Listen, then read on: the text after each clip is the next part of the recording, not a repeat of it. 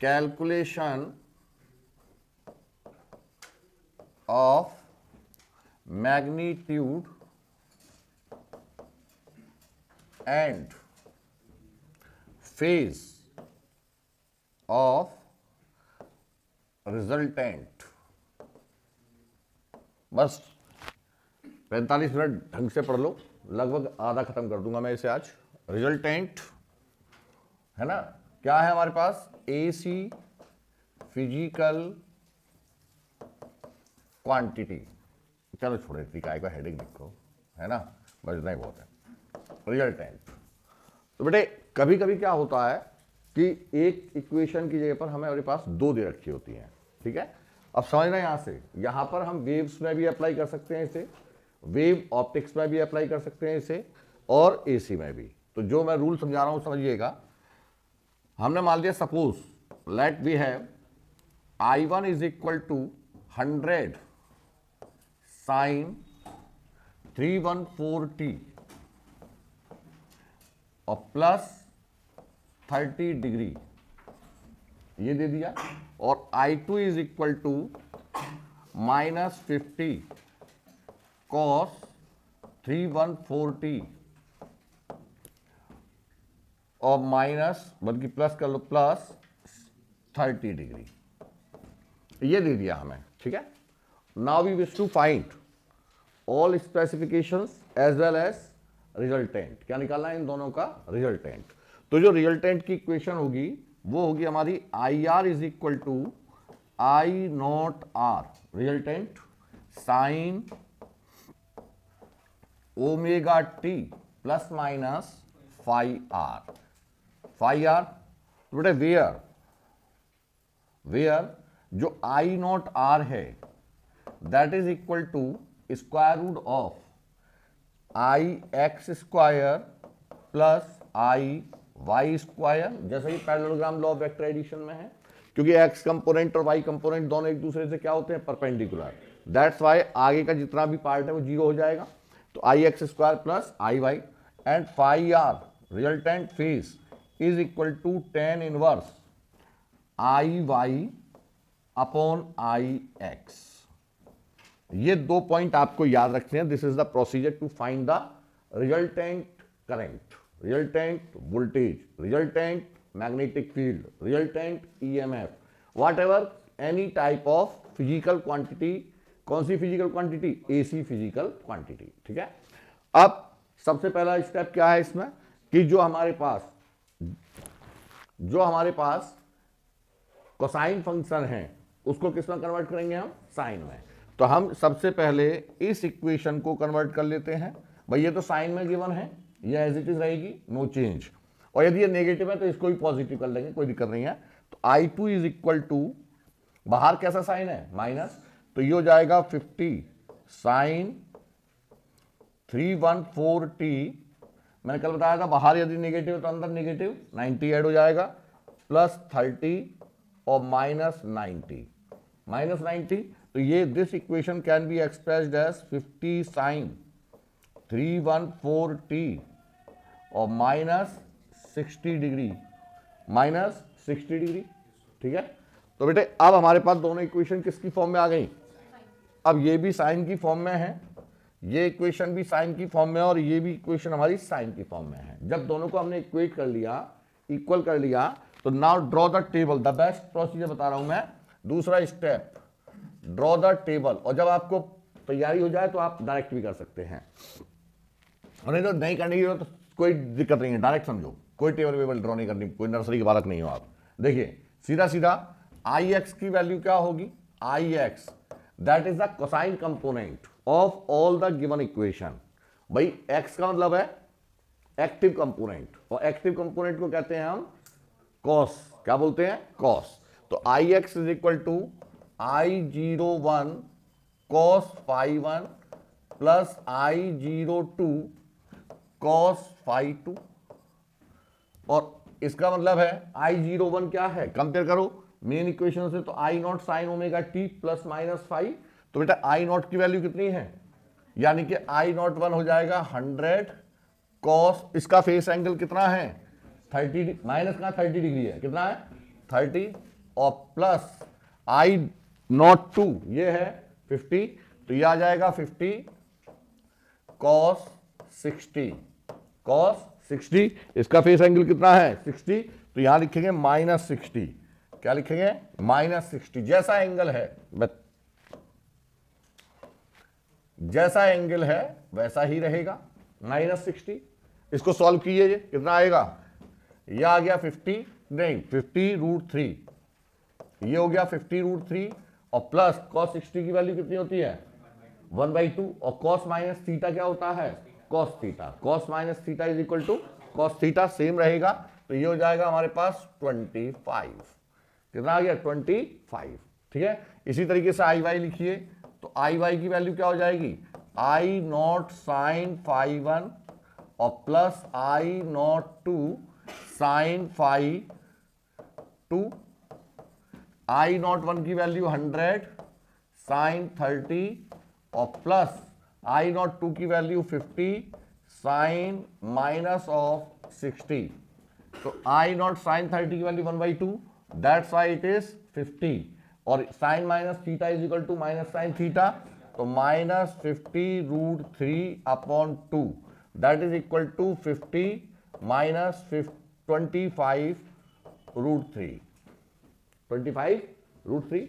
अब यहां से आप आई एक्स आई वाई की वैल्यू निकाल सकते हैं, कर लेंगे। तो यहां से सबसे पहले आप आई वाई और आई एक्स की वैल्यू निकाल लीजिए, जो भी आ जाएगी। I am not interested to calculate the values. ठीक है, तो ये हो गया हमारे पास।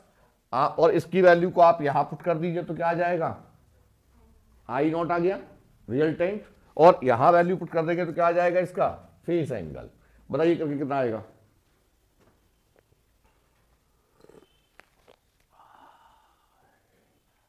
क्या देंगे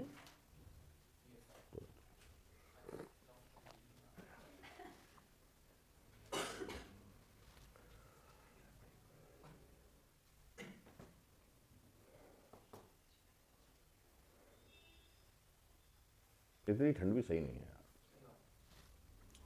दाढ़ी बनाने का भी मन नहीं करता।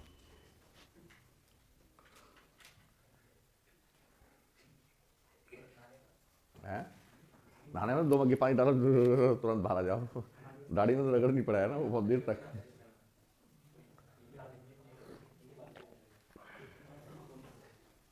हाँ जी,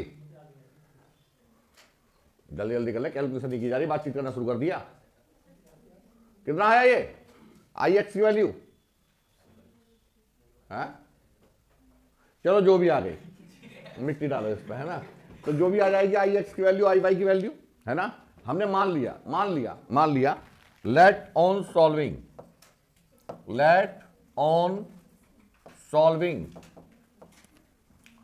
एप्रोक्सीमेशन बता रहा हूं मैं। √3 की वैल्यू कितनी होती है 1.732 और 1.732 85 प्लस 25 बराबर 110 और ये बटा 25 √3 1.732, तो ये हो जाएगा 50 माइनस 32 18 और 110 128 नहीं 110 का होल स्क्वायर प्लस 18 का स्क्वायर, लगभग हमारे पास वैल्यू आ गई इसकी लगभग ही मान लो 112 आ गई on solving I not R. Let मान लिया, let on solving I R is equal to 112 ampere. कितनी आ गई अप्रोक्सीमेट, जो भी आ जाए कर लेना अपने आप, ठीक है। और फाई आर की वैल्यू, तो फाई आर की वैल्यू मैंने कहा suppose on solving this is 37 degree. कितनी आ गई 37 डिग्री अप्रोक्सीमेट। तो अब यहां से रिजल्टेंट इक्वेशन क्या हो जाएगी बेटे, I R is equal to 112 sine frequency will remain same. Frequency यहां पर कितनी है 314, इसकी भी फ्रीक्वेंसी कितनी है 314, ठीक है। तो ये आ जाएगा, मैंने रेक्टर सुन दूंगा भी एक हाथ में आके 314 टी और प्लस 37 डिग्री। तो ये हो गई हमारी रिजल्टेंट की इक्वेशन। तो कभी जेई मेंस में पूछा गया था क्वेश्चन कि right the expression of resultant, right the expression of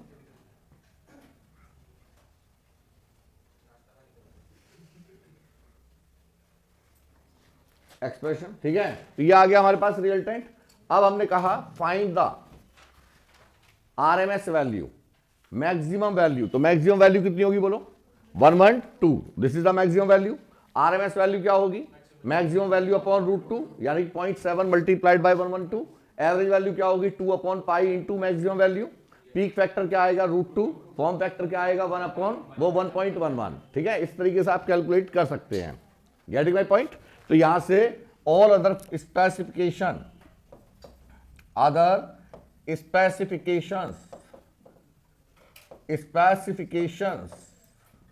can be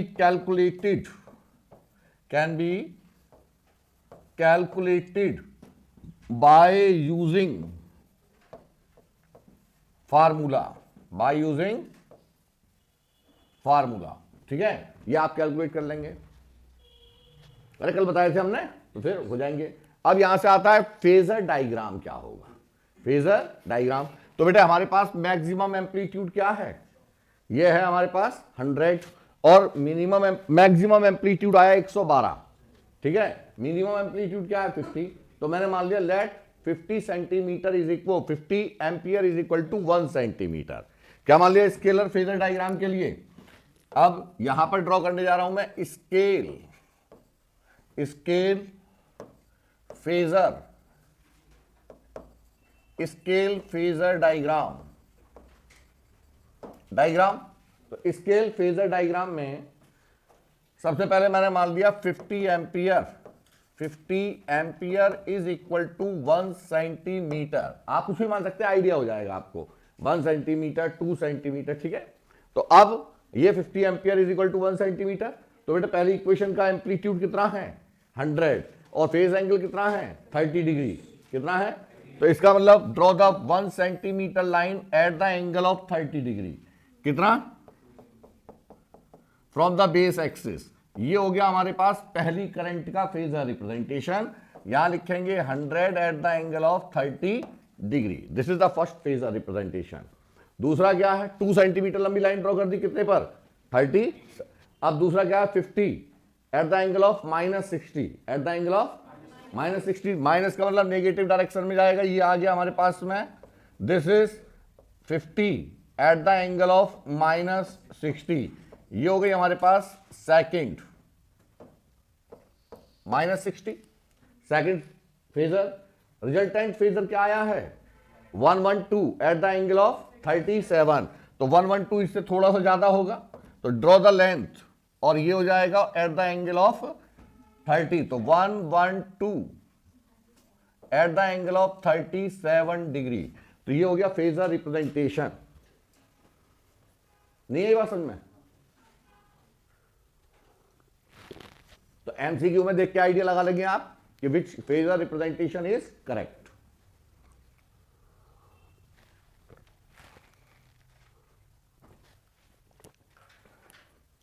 अब नेक्स्ट लिखे वेव डायग्राम। क्या है वेव डायग्राम, भाई कुछ भी आ सकता है, पूछने को लोग कुछ भी आ चुका है। वेव डायग्राम तो वेव डायग्राम की कंपैरिजन हमेशा किससे करेंगे हम, बेस से। किससे करेंगे, बेस। फेजर डायग्राम हम किसके रेस्पेक्ट में ड्रॉ करते हैं, बेस के रेस्पेक्ट में। इसका एंगल कितना है बेटे 0 डिग्री, इसका एंगल 0 है, तो इसके रेस्पेक्ट में पॉजिटिव नेगेटिव एंगल। ठीक है। अब जब हम base diagram wave diagram draw कर रहे हैं तो फर्स्ट ऑफ ऑल इससे आपको बहुत सहूलियत मिल जाएगी।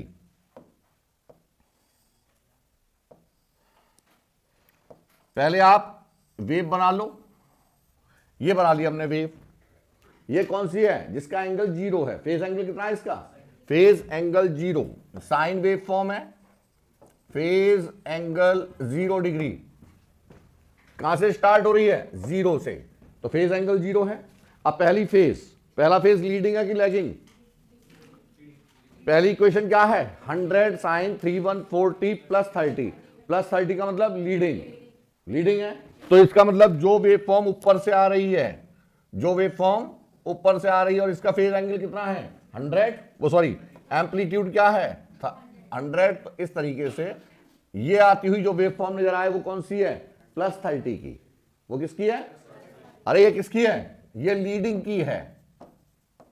ये आपको आइडिया लगाना केवल, ये है किसकी वेव फॉर्म है, ये 100 साइन 3140 और प्लस, अरे एक्चुअल नहीं बनानी है, ये आ गया और दूसरे वाले का क्या रहेगा, दूसरे में लैगिंग है, लैगिंग कहां से आएगी, नीचे से, तो ये आएगी यहां से, मान लो ये मान लीजिए ये ऐसे जा रही है, तो ये कौन सी है हमारी 50 साइन 314t माइनस 60 की वेव फॉर्म, 60 की वेव फॉर्म। अच्छा, तीसरी क्या है, और ध्यान रखें इसका एम्पलीट्यूड कितना था 100, इसका कितना है 50, तो थोड़ा सा इसे मैं डाउन कर दे रहा हूं, ये लो, ऐसे आइडिया हो जाएगा भाई, इसका एम्पलीट्यूड 100 है, इसका एम्पलीट्यूड 50 है ना, ठीक है, ये 50, ये कहां जा रहा है, ये 50 और ये वाला कितना है हमारा 100।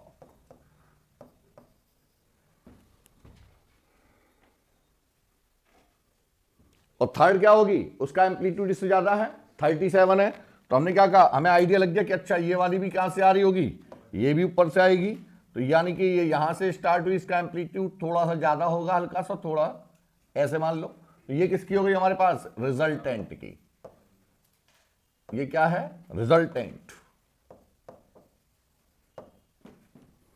रिजल्टेंट। तो ये इससे आपको आइडिया लग जाएगा, जिसका एंगल फेस एंगल पॉजिटिव है वो ऊपर से आएगी, जिसका फेस एंगल नेगेटिव है वो नीचे से, बस इससे आइडिया लग जाएगा आपको विच फेजर वो विच वेव डायग्राम इज करेक्ट, ठीक है। तो ये हमारे पास बेटे टाइप 1 का जो एनालिसिस था वो कंप्लीट हुआ, टाइप 1 का एनालिसिस कंप्लीट हुआ। टाइप 1 में क्या आएगा कि calculation all specification as well as representation, phasor representation and wave representation. अब लिखेगा नेक्स्ट हेडिंग एसी सर्किट, कुछ खास नहीं है, लेक्चर डाल दूंगा आज मैं, देख लेना उसे, ठीक है। एसी सर्किट, तो मुझसे क्या पूछ रही हो, वो भी तो काम ना, कल जाड़ा लग रहा था उसे भी, तो तुम कम थोड़ी ना। एसी सर्किट क्यों नहीं सीखा, जाड़ा था ना कल, छुट्टी मत क्या करो, फिजिक्स में मैं बता रहा हूं। यदि बाई चांस ऐसा भी हो कि सुबह यदि आपके बैच छूट जाए तो भी कोशिश करो फिजिक्स का बैच जाके ज्वाइन कर लें, है ना। देखिए एसी सर्किट, और ये तो खास तौर से अब ऐसा चल रहा है जिसमें कि आपका मैक्सिमम कवरिंग होगी एसी सर्किट। तो बेटे एसी सर्किट लिखेगा an electric circuit, an electric circuit, an electric circuit which consist with frequency dependent elements, which consist with frequency dependent element as resistor, resistance बेटे प्रॉपर्टी होती है, ठीक है, element नहीं होता, as resistor R comma inductor, inductor and capacitor, and capacitor and excited with AC supply, excited with AC supply, AC supply, वो कौन से हमारे AC circuit, R non R AC circuit, R AC circuit. अब सुनो यहां पर analysis, अब यहां पर जब हम AC सर्किट की बात कर रहे हैं तो किस किस से मिलकर बने हुए हैं ये, एक तो आर है, एक कैपेसिटर है और एक इंडक्टर। तो सबसे पहले हम 3 केस ले रहे हैं, फर्स्ट 3 केस है ना। तो पहला क्या है, when circuit have only resistance, when circuit have only resistance, वो resistor have only resistor of resistance R. तो हमने कहा मेरे पास केवल रजिस्टर है, मैं इसे समझा रहा हूं इसलिए क्योंकि मुझे मालूम है अधिकतर बच्चों को एसी नहीं आती है, ठीक है, अधिकतर को नहीं आती है, और एक बार समझ में आ जाएगी तो इससे आसान टॉपिक कोई नहीं धरती पर। यह है हमारे पास आर, ये है, हमने कहा दिस इज एक्साइटेशन सोर्स, क्या है हमारे पास, E is equal to E not sine omega T, E not sine omega T. तो this is the representation of AC source. यदि साइकिल बनी हुई है तो कौन सा सोर्स है, एसी सोर्स, ठीक है। और यदि बैटरी दो सिंबल बने हुए हैं तो डीसी सोर्स। तो बेटा ये है हमारे पास एसी सोर्स। अब जैसे मैंने रजिस्टर को कनेक्ट किया, यहां से क्या फ्लो करेगी, करंट, ठीक है। और चूंकि this is to be excited by the AC source, तो governing parameter that is current will also AC, ठीक है। वो भी कैसा होगा, एसी। तो इसका मतलब आई की वैल्यू क्या होगी, I is equal to E upon R, और ई की वैल्यू क्या है, E not sine omega T upon R. तो ई नॉट अपॉन आर, ये दिस इज आई नॉट, क्या हो जाएगा बेटे, I not. So this current can be expressed as I not sine omega T, sine omega T. I is equal to I not sine omega T, I is equal to I not sine omega T. अब जरा बताओ इसका phase angle कितना है, phi 1 is equal to 0 degree, और इसका phase angle भी कितना है, phi 2 is equal to 0 degree. That's why the phase difference delta phi is equal to phi I minus phi R, phi I minus phi V. Voltage का phase angle दोनों कैसे हैं, 0। तो अब पॉइंट आपको याद रखना है कि in case of resistor alone both current and voltage are in same phase. कैसे हैं हमारे, तो बस ये की पॉइंट आप याद रखेंगे, key point in resistor alone the ये आइडियल रजिस्टर है, means there is no inductive part, no capacitive part, ठीक है। तो ये हमारे पास alone the current and voltage are in same phase,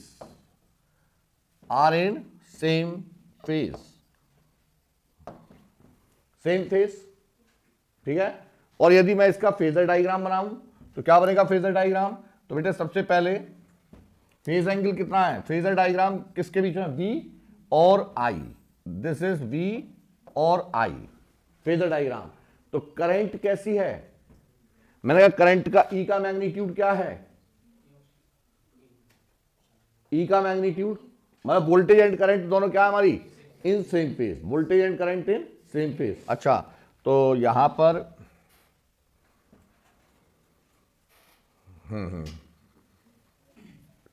इसे करने की जरूरत क्या, VI डायग्राम को सीधा सीधा बनेगा कि ये हो गई हमारी current I naught at the angle of 0 degree, I naught, VI diagram नहीं बनाना था, क्या बनाना है, फेजर डायग्राम। तो at the angle of 0 degree, और current is voltage is also in same phase.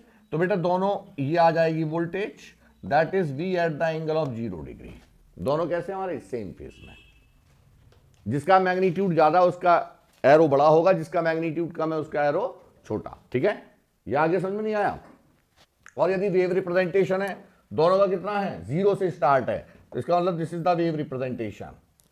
ये हो गई करंट और इसके ऊपर ये हो गई वोल्टेज, जहां से ये हो गया इसका वेव रिप्रेजेंटेशन। अरे करंट का भी फेस एंगल कितना है और वोल्टेज का भी, तो दोनों कहां से स्टार्ट होंगे, तो इसमें ज्यादा सोचने वाली बात कहां है, कहां से स्टार्ट होगी, 0 से। जहां ये पॉजिटिव है वहां ये पॉजिटिव, जहां ये 0 है वहां ये दोनों 0 होंगे, बस ये है वेव डायग्राम, ठीक है। अब इसी तरीके से बेटे हमने क्या कहा, यहां समझो, अब है कैपेसिटर एलोन, क्या है, कैपेसिटर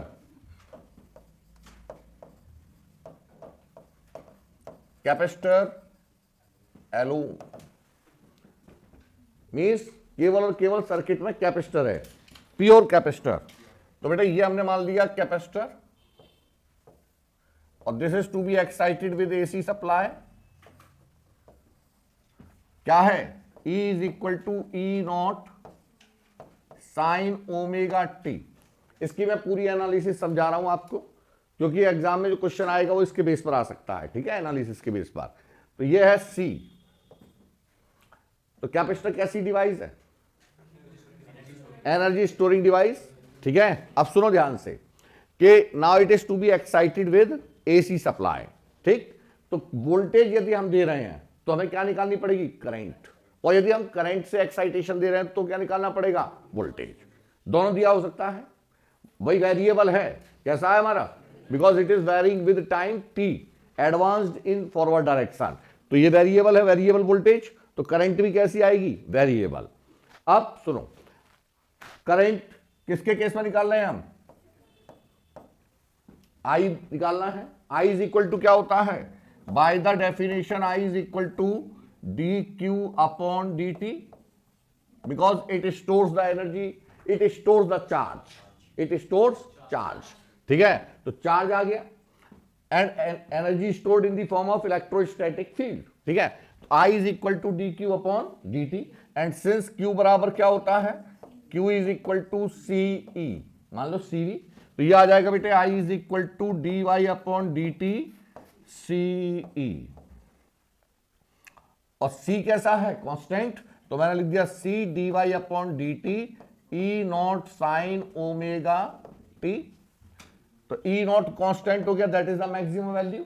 तो बोलिए किसके रेस्पेक्ट में, टाइम के, तो ये आ जाएगा सी E not sine omega T का differentiation cos omega T, cos omega T, क्योंकि ये कॉस फंक्शन है, first of all convert into sine function, बाहर कैसा साइन है, पॉजिटिव, तो ये हो जाएगा सी E not sine omega T और प्लस पाई वाई, ये क्या हुआ, अच्छा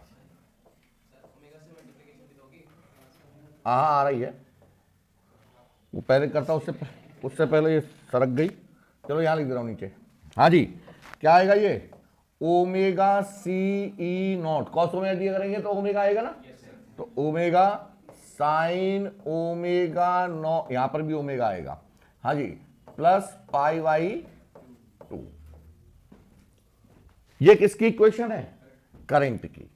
अब करंट की मेन इक्वेशन क्या है, I is equal to I not sine omega T plus minus five, I is equal to I not sine omega T plus minus, तो बेटे इसकी कंपेयर कर दी तो आई नॉट की वैल्यू क्या आएगी, बोलो, E naught omega C, E naught, और अकॉर्डिंग टू ओम्स लॉ क्या होता है, I is equal to E upon R, तो इसको किसकी फॉर्म में रिप्रेजेंट करेंगे, ई अपॉन आर की फॉर्म में, तो इसे लिखेंगे हम, इसे लिख सकते हैं ई नॉट, इसे लिख सकते हैं हम, अरुण ने आया भाई बेवकूफ लड़का, 1 upon omega C, 1 upon omega C, क्या लिखेंगे इसे, E not upon 1 upon omega C. अब ध्यान रखना, जब हम रेजिस्टेंस की बात करते हैं, रजिस्टर की बात करते हैं, तो इसके इक्विवेलेंट रेजिस्टेंस को नाम देते हैं रेजिस्टेंस, और लेकिन कैपेसिटेंस में जो इसका रेजिस्टेंस, कैपेसिटर का जो रेजिस्टेंस है, फ्रीक्वेंसी डिपेंडेंट एलिमेंट का जो रेजिस्टेंस है, उसको नाम देंगे हम रिएक्टेंस। क्या नाम देंगे, क्या नाम देंगे, रिएक्टेंस। और किसका रिएक्टेंस है ये, कैपेसिटर का, तो लिखेंगे एक्सी, यानी capacitive reactance, where 1 upon omega C, X of C, capacitive reactance लिख लेना, is equal to 1 upon omega C measured in 1 up omega. किस में मेजर करते हैं इसे, ओमेगा, ओम, ओमेगा ने ओम, किस में मेजर करेंगे, ओम में। क्या ये कैपेसिटिव, और ओमेगा की वैल्यू क्या होती है, हाँ, तो ये आ जाएगा X C is equal to 1 upon 2 pi F C, तो एक्स सी की वैल्यू याद रखेंगे 1 upon 2 pi F C, X C is equal to 1 upon 2 pi F C. जी, जो हमने वोल्टेज अप्लाई की है उसका फेज एंगल कितना है, देवता थोड़ी देर शांति भी रह ले, या तुझे मैं सुताई कर दूं शुरू में, अभी गर्मी आ जाएगी 2 मिनट में, मेरे में भी तेरे में, मैं दूंगा रापट। हाँ सुनो, तो मैं रट्टे नहीं सुन दूंगा इसमें, हाँ जी सुनो, इन्हें पढ़ने दे, हाँ, तो क्या आएगा, एक्सी, जन्म जातु बेवकूफ, रंगी तो काला है मेरा, काले तो कन्हैया भी थे, अरे क्या बात, सुन, अबे मैं कन्हैया, जब बुलवा दिया मुझे, ये रहा ई, इसका फेस एंगल फाई वी कितना आएगा 0, और फाई आई का एंगल कितना है प्लस पाई बाई, एक को बंद करो दूसरा शुरू, प्लस पाई बाई 2। तो फेस डिफरेंस कितना आएगा, delta phi is equal to pi by 2 minus 0।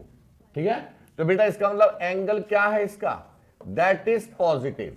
Positive का मतलब लीडिंग, पॉजिटिव का मतलब लीडिंग। ठीक है, तो यहां से मुझे क्या शिक्षा मिली, in case of capacitor current lead to voltage by pi by 2। तो नोट कीजिएगा, शिक्षा मिली नहीं क्या, in case of capacitor, in case of capacitor, in case of capacitor current lead to voltage और वोल्टेज लैग, एक लीड करेगा तो दूसरा क्या करेगा, लैग, बात तो किया, voltage lag to current by pi by 2, by pi by 2। और ये पॉइंट आपको याद रखना है। ठीक है, चलिए, और एक्सी की वैल्यू क्या होगी हमारी 1/2 पाई एफ सी। अब देखिए दूसरा केस लीजिएगा, when inductor is connected alone, when inductor is connected alone, inductor of inductance L, inductor of inductance L। तो बेटा अब हमने क्या मान लिया, third case, when inductor is connected alone, तो क्या होगा, ये हमारे पास inductor of inductance L, it is to be excited with AC supply, AC supply is equal to, अब हम ये मान लेते हैं, चलो इसको आसान बनाते हैं थोड़ा सा, यहां पर करंट फ्लो कर दी मैंने, आसान के जैसे आया मैं वैसे कर दे रहा हूं। ठीक है, I, और I की वैल्यू क्या है, I is equal to I naught sine omega T. पहले हमने वोल्टेज से एक्साइटेशन दिया था, अब हम क्या करें, करंट इज फ्लोइंग। तो according to Lenz law, when current passing through the inductor an EMF is induced across the inductor. ठीक है, और inductor is also energy dependent element as energy storing element and frequency dependent. ये याद रखना है, की पर लिखो, इंडक्टर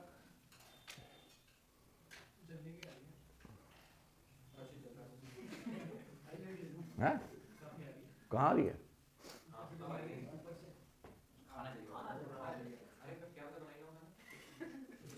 देखिए पहले इन्वर्टर सुन,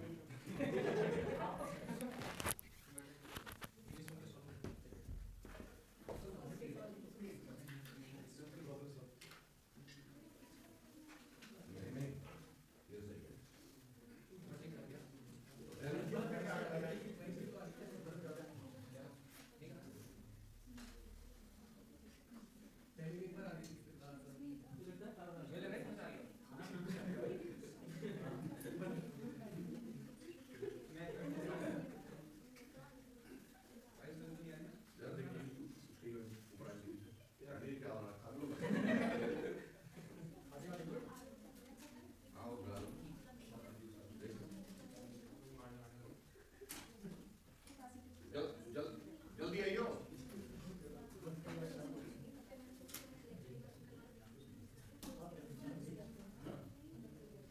अच्छी फैसिलिटी है।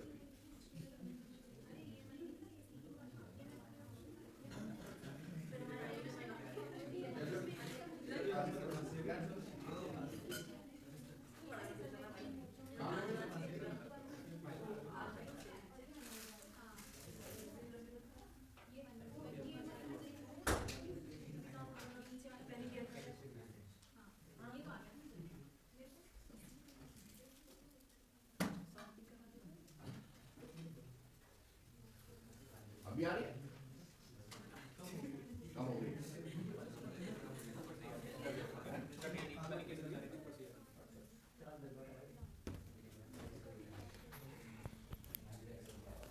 हाँ तो देखिएगा, तो लिखिएगा इसमें, अरे मैं लिखवा रहा, लिखिएगा inductor is a frequency dependent element, inductor is a frequency dependent element which store the energy in the form of magnetic field, stores the energy in the form of magnetic field। याद रखना capacitor किसकी form में करता है, और ये दोनों question NEET में पूछे जा चुके हैं, ठीक है। Inductor store the energy in the form of magnetic field या मैग्नेटोस्टैटिक फील्ड, ठीक है। And according to Lenz law, when current passing through an inductor, EMF induced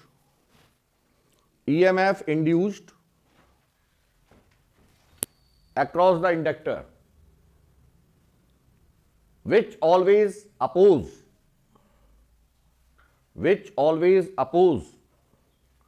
to cause two bond, जिसके कारण पैदा हुआ उसी का अपोज करेगा, ठीक है। तो बेटा आप समझो जरा ध्यान से कि यहां पर कॉज ऑफ बॉन्ड, यदि टू कॉज टू बॉन्ड कर दे तो गलत हो जाएगी।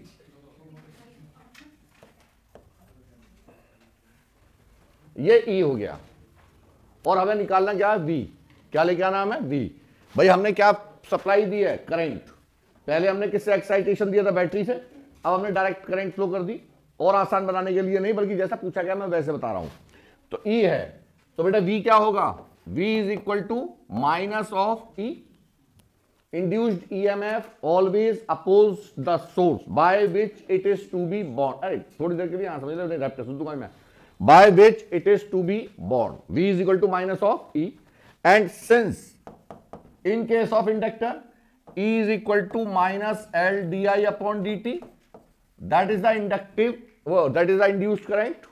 अभी पढ़ाया था मैंने सेल्फ इंडक्टेंस में, तो इंड्यूस्ड ईएमएफ क्या होता है, माइनस, तो माइनस माइनस हो गया बेटे प्लस, तो ये हो जाएगा L di upon dt। And since the current that is I is equal to I naught sin omega t, so it is L d upon dt I naught sin omega t।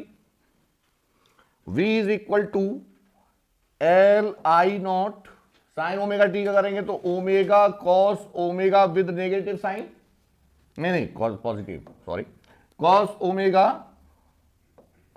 t। अरे ये तो आएगा, अब बाहर कैसा sign है, तो V is equal to L I naught omega sine omega T और प्लस पाई बाई 2। तो वोल्टेज क्या कर रही है, लीड, और तो करंट क्या करेगी, लैग। इसका उल्टा लिख लो, बात देखिए। तो यहां से कि since V is equal to I R, since V is equal to, तो यहां पर जो ये है, ये V नॉट की वैल्यू कितनी आ गई, V naught is equal to L I naught omega L, omega L। तो R क्या हो जाएगा, रिएक्टेंस। R क्या है इसका, रिएक्टेंस। तो यहां पर where omega L that is known as XL, इसे कहते हैं हम inductive reactance, inductive reactance measured in O। अच्छा, ओमेगा L बराबर XL, ठीक। तो एक ये आपको याद रखना है, और XL is equal to 2 pi FL।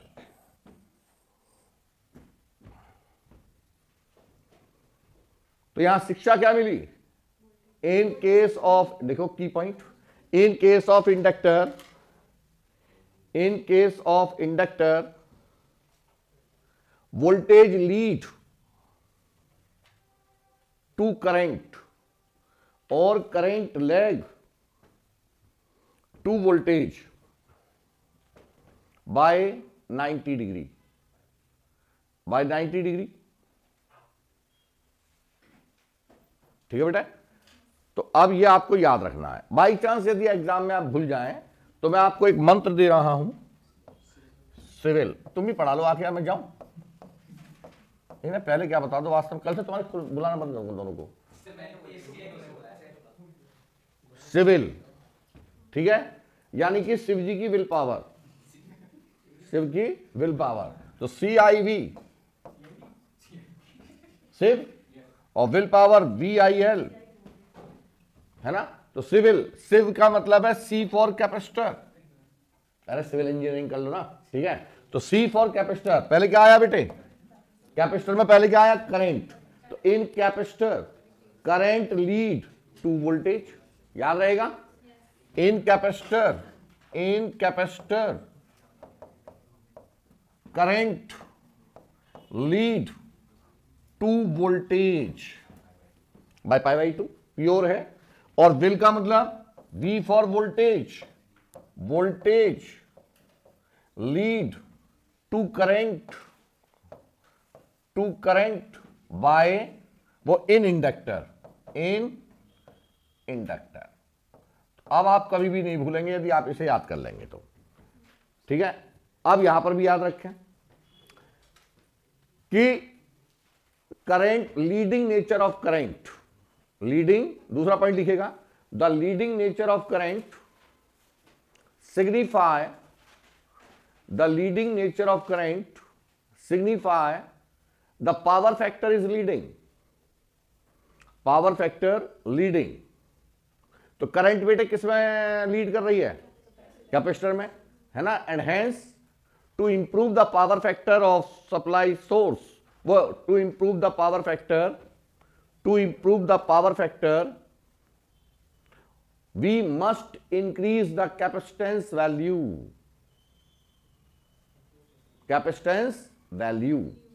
ये अंडरलाइन कर लें, ये भी क्वेश्चन आ चुका है, ठीक है, कि क्या पावर फैक्टर को इंप्रूव करने के लिए हम किसका यूज करते हैं, कैपेसिटर को इंक्रीज कर देते हैं, ठीक है।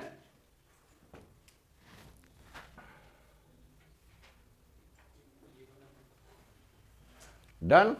अब ये थी मेरी बेसिक एनालिसिस। अब हम एक साथ ले रहे हैं, लिखेगा all 3 elements are connected in series, all 3 elements are connected in series, all 3 elements are connected in all, अरे क्या लिख रहा हूं, ये लिख लो, LRC in series, LRC in series या RLC। अब समझो यहां पर इसकी एनालिसिस आपको याद रखती है। ये है हमारे पास R, L and C are connected and excited with AC supply source.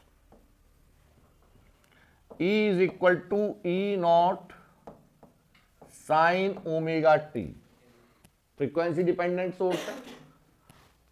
यहां पर ये रेजिस्टेंस है R, ये इंडक्टेंस L और ये कैपेसिटेंस ऑफ कैपेसिटी C। तो because these are connected in series, so the current will flow in the circuit will remains same। कैसी रहेगी, सेम। तो जो करंट यहां फ्लो करेगी वही करंट यहां फ्लो करेगी सबके across. when the current passes through the element, potential appears across the element। क्या होता है हमारा, पोटेंशियल appears, यानी कि पोटेंशियल ड्रॉप। तो यहां पर पोटेंशियल ड्रॉप कितना हो गया, मैंने कहा VR, voltage drop across the register, ये है VL, voltage drop across the inductor, and this is voltage across capacitor VC। Current कैसी है, सेम। तो जरा बताया मुझे, जब करंट पास होगी किससे, रजिस्टर से, तो रिलेशन क्या होगा, हाँ जी, तो current and voltage are in same phase. ये है हमारी करंट और ये है हमारा potential, both are in same phase. This is the phasor representation. When same current passing through the inductor, तो इंडक्टर के केस में करंट क्या करेगी, लैग करेगी और voltage lead, because the current remains same. जो चीज सेम है always to be taken along the x axis. तो यदि करंट अभी भी यही है तो वोल्टेज क्या करेगी, लीड। तो यानी कि this is the phasor notation of inductor. Current passing through the capacitor, तो करंट सेम, वोल्टेज लैग करेगा, तो ये आ जाएगा V ऑफ C। ये है V ऑफ L और ये है V ऑफ R। तो for the analysis point of view, first of all draw the phasor diagram. बिना फेजर के हो ही नहीं सकता ये, क्योंकि वेक्टर है। तो ये हमारे पास, this is the current which is remain same for all three elements. तो when the current passing through the inductor, through the resistor, तो ये हो जाएगी बेटे वी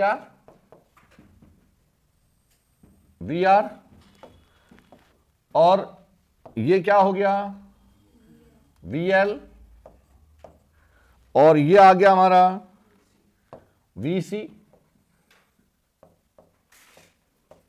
कितने वेक्टर दिखाई दे रहे हैं, 3। तो 3 के लिए पहले 2 को सॉल्व कीजिए। ये दोनों क्या है, एक दूसरे के अपोजिट, तो इसकी डायरेक्शन को रिवर्स कर दूं तो क्या आ जाएगा, minus of VC, and hence the resultant, that is the resultant VL minus, इन दोनों का रिजल्टेंट VL माइनस VC। और ये हो गया इसका फेजर डायग्राम। अब मेरे पास कितने डायग्राम बचे, 2। एक तो VL माइनस VC और एक VR, और दोनों वेक्टर कैसे हैं बेटे, बोथ आर फेजर है। तो फेजर का मतलब वेक्टर नोटेशन है ना। वोल्टेज वैसे वेक्टर क्वांटिटी नहीं है, this is the phasor representation of the voltage. तो हम क्या मान के चल रहे हैं इसे, वेक्टर, ठीक है। तो VL minus VC and VR both are coinitiating. तो first of all draw the parallelogram. तो यहां से हमने पैरेललोग्राम ड्रॉ किया। Now this gives the information about the resultant. ये आ गया हमारे पास resultant, that is V, that is V। इन दोनों के बीच का एंगल कितना है, 90 डिग्री, 90 डिग्री। तो हम क्या लिख सकते हैं, V that is equal to square root of VL minus VC, बल्कि पहले ये VR लिख लो, VR square plus VL minus VC, और प्लस cos 90 की वैल्यू 0 हो जाएगी। और VR क्या है, VR this is the potential drop across the resistor, तो I इंटू R। VL क्या होगा, IXL, क्योंकि रेजिस्टेंस को मैंने किससे रिप्रेजेंट किया, X से, तो IXL। VC क्या होगा, IXC, IXC। तो बेटा ये आ गया V is equal to square root of I square R square plus IXL, और I कॉमन ले लूं तो I स्क्वायर कॉमन आ जाएगा, डायरेक्ट कर लो, XL minus XC whole square. I square दोनों में से कॉमन स्क्वायर रूट करेंगे तो कितना आ जाएगा, V upon I, V upon I। This is the equivalent resistance. But in case of AC, equivalent को, इक्विवेलेंट रेजिस्टेंस को हमने नया नाम दिया, दैट इज इंपीडेंस। क्या बोलते हैं इसे, इंपीडेंस, ठीक है। प्रतिबाधा, इंपीडेंस Z से डिनोट करेंगे, इसे ही कहते हैं हम इंपीडेंस।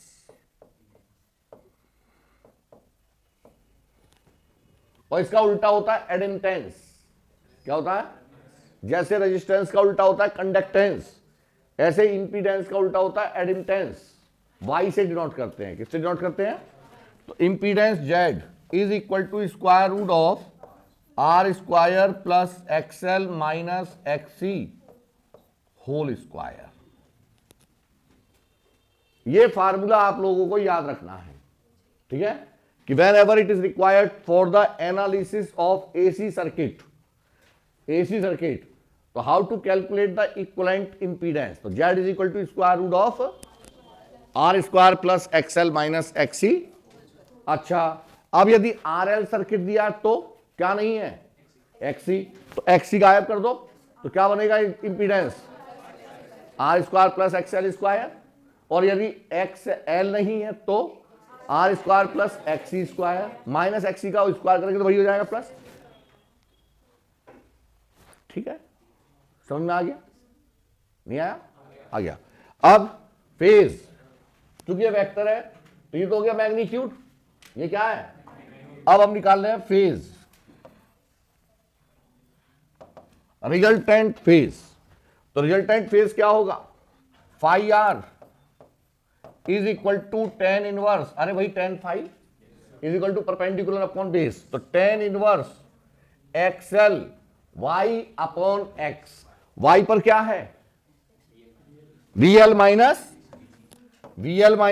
तो एक फार्मूला हो गया बेटे ये VL minus VC upon VR। यदि वोल्टेज गिवन है तो ये फार्मूला लगेगा to calculate the net voltage as well as the phase angle when voltage appears given है, वोल्टेज ड्रॉप गिवन है, और यदि एक्सएल वगैरह गिवन है तो फार्मूला ये लगेगा phi R is equal to, I common होकर कैंसिल आउट हो जाएगा, तो क्या आ जाएगा tan inverse XL minus XC upon are.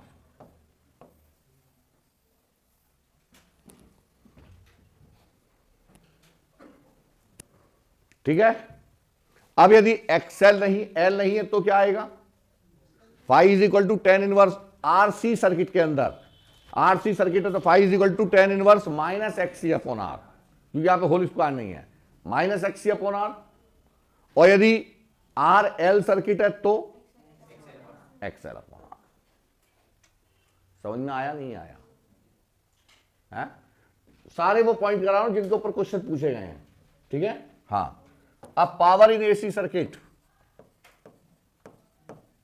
2021 में जेई मेंस में सीधा सीधा क्या पूछा गया तो मैं बताऊंगा, पहले यहां समझ लेना, ये आया था पावर इन AC सर्किट।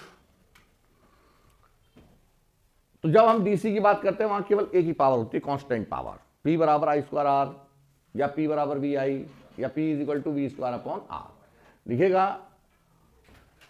हाँ, when electric circuit is excited by AC source, when electric circuit is excited by AC source,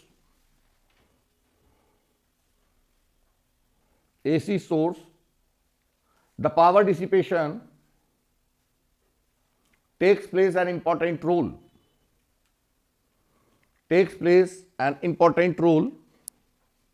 and on behalf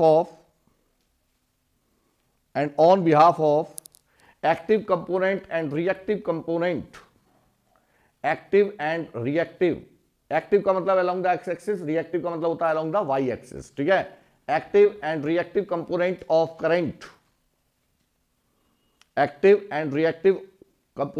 current, the power classified in three categories।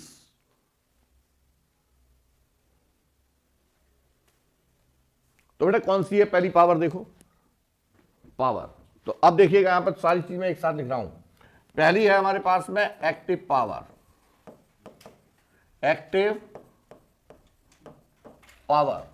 Active power का मतलब है associated with the active component of current. Active component का मतलब है जो component किधर काम कर रहा है, अलोंग द एक्स एक्सिस, और अलोंग द एक्स एक्सिस कौन सा कंपोनेंट होता है, कॉस। तो क्या आएगा, P बराबर VRMS, RMS value is the most effective value, RMS value is the most effective value, so always to be taken as RMS value, VRMS IRMS into active component that is cos phi, where cos phi it is known as power factor, which is defined as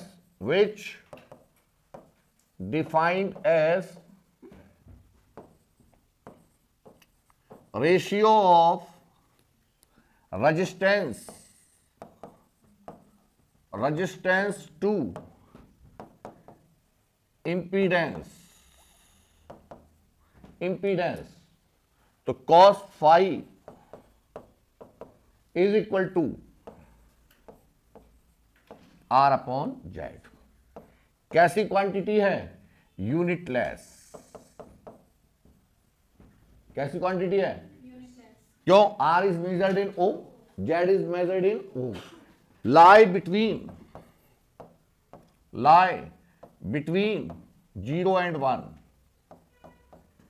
minimum value 0, maximum value 1, minimum value -1 नहीं 1, वो 0 and 1। तो इसका मतलब ये आपको याद रखना है, P is equal to VRMS into IRMS cos phi. अब यूनिट क्या होती है इसकी? यूनिट वॉट क्या होती है? मेजर्ड इन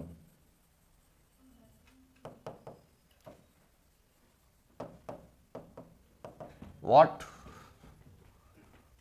ठीक है। अब आती है हमारे पास दूसरी, रिएक्टिव पावर। रिएक्टिव पावर इसे हम डिनोट करते हैं Q से। Q is equal to VRMS IRMS sine phi. Sine phi क्या? हमारा reactive component, where sine phi reactive component, या इसे कह सकते हैं reactive power factor. Reactive power factor that is sine phi is equal to X upon Z. Reactance to impedance, reactance to, वो क्या था हमारा? Resistance to impedance. ये क्या है हमारा? ठीक है, रिएक्टेंस टू। अब यदि एक्सएल और एक्सी दोनों हैं तो XL minus XC upon Z. यदि खाली एक्सएल है तो एक्सएल अपॉन जेड, और यदि खाली सी है तो एक्सी अपॉन जेड। ठीक है, तो ये रहेगा। या हम लिख सकते हैं, और हमारे पास पावर फैक्टर गिवन है और रिएक्टिव पावर फैक्टर निकालना है, तो क्या हो जाएगा? Sine phi is equal to square root of 1 minus cos square phi.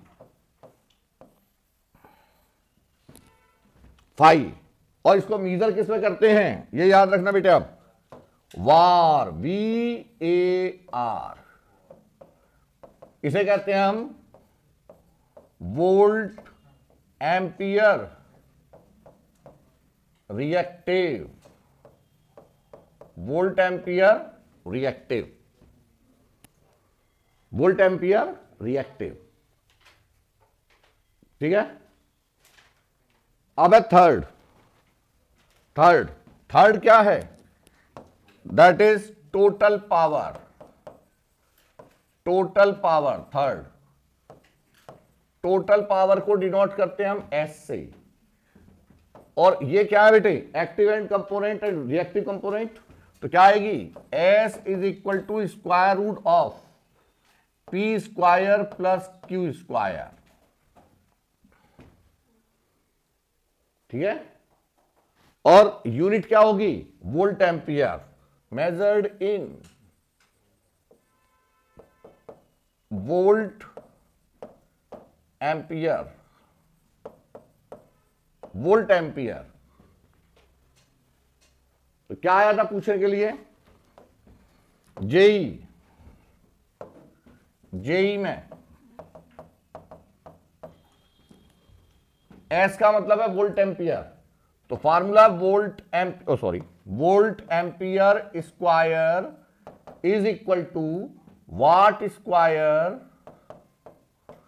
Plus var square.